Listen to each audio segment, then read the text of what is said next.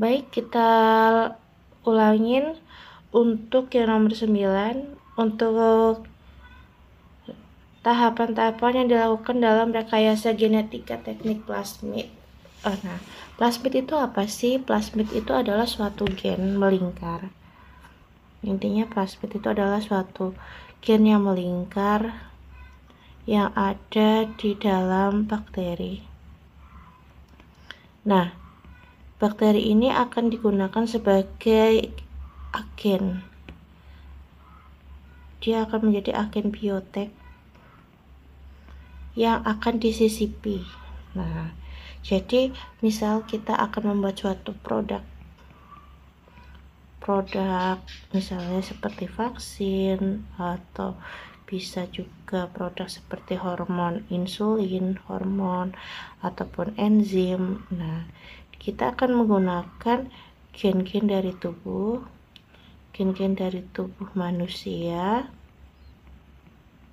atau bisa juga dari virus. Nah, terus selanjutnya gen-gen tersebut yang sudah dipilih atau direkayasa, maka tahapan berikutnya akan dimasukkan ke dalam plasmid gennya si bakteri.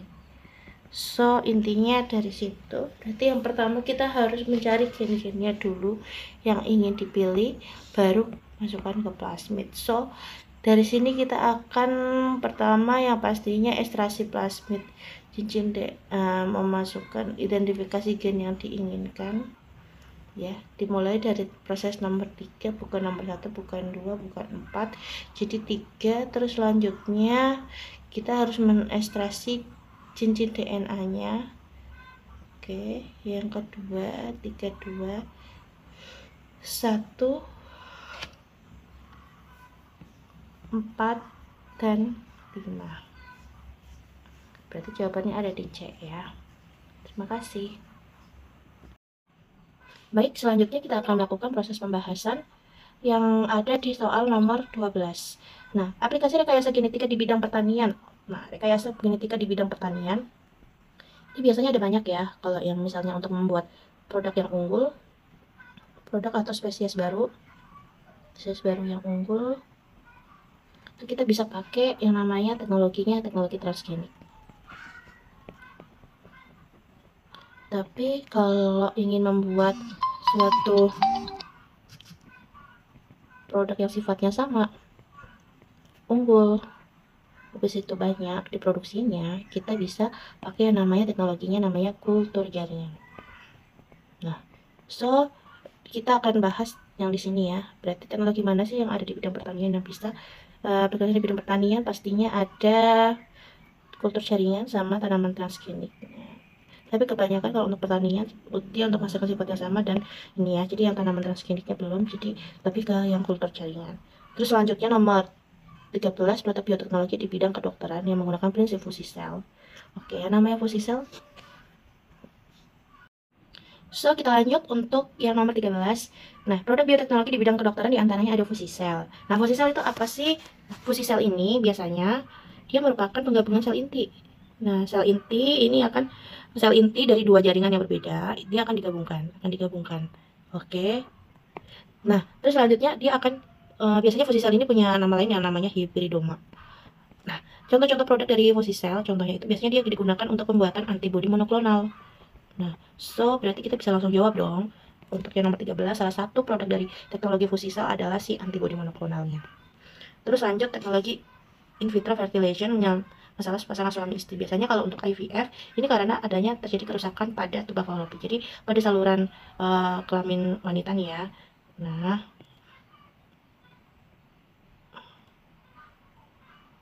biasanya dia itu bukan karena uretra atau prostat, ataupun bukan karena sel telurnya. Nah, sel telur itu dihasilkan di dalam ovarium nih. Nah, tempat penghasilan sel telur.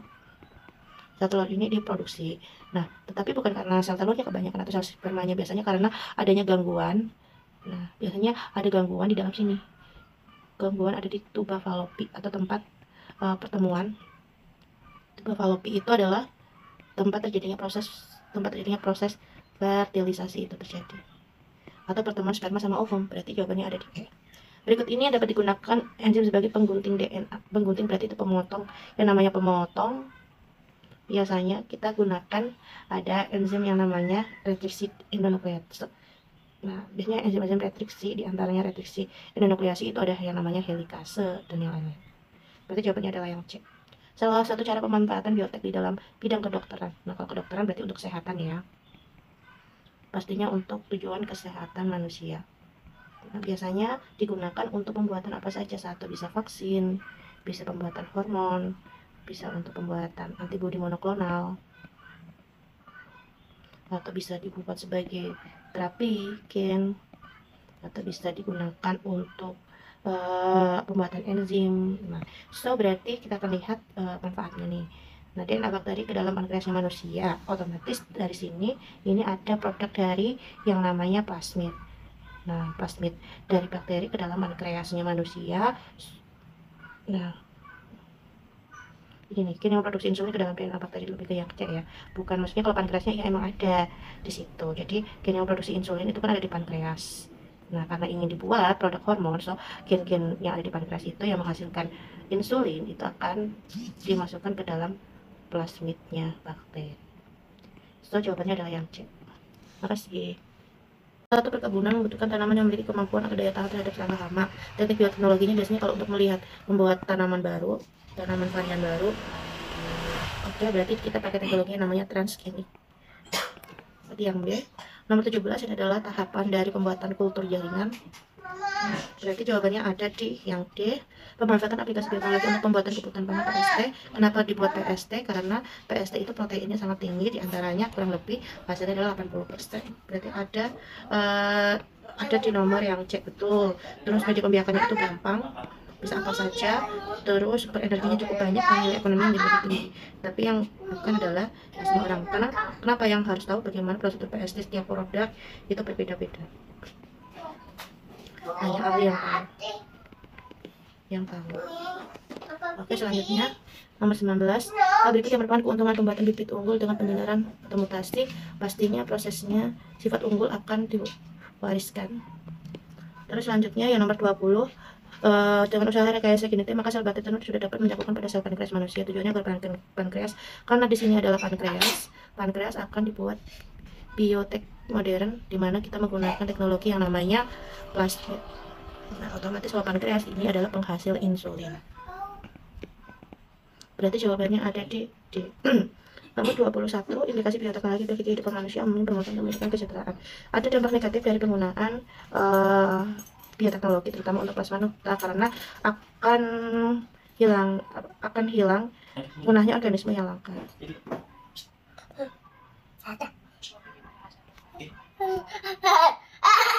Tindakan yang mungkin dilakukan manusia untuk mencegah dampak negatif dari bioteknologi tadi ya. Yang satunya pastinya kita akan menggunakan mencegah dampak negatif dari bioteknologi. Biasanya kita akan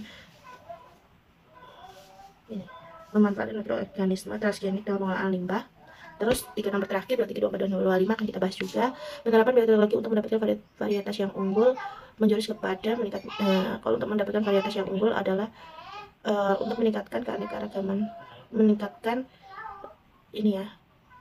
keanekaragaman genetik, karena akan ada variasi baru. Keberhasilan rekayasa genetik menghasilkan tumbuhan yang unggul. Nah, tumbuhan yang unggul biasanya di keberhasilan rekayasa menghasilkan tanaman yang unggul yang terus-menerus telah meningkatkan kekhawatiran banyak kalangan, terutama ahli biologi. Karena apa? Karena sifat yang unggul ini memiliki toleransi yang tinggi terhadap lingkungan. Terus selanjutnya, biasanya dia akan tahan terhadap lingkungannya, akan tahan terhadap kondisi lingkungan. Tapi ada dampak negatifnya, pemeliharaan tanaman berbiji dengan cara radiasi induksi, karena biasanya dia tidak dapat berproduksi secara generatif ya. Terus sudah selesai pembahasan bioteknologi ini, semoga bermanfaat.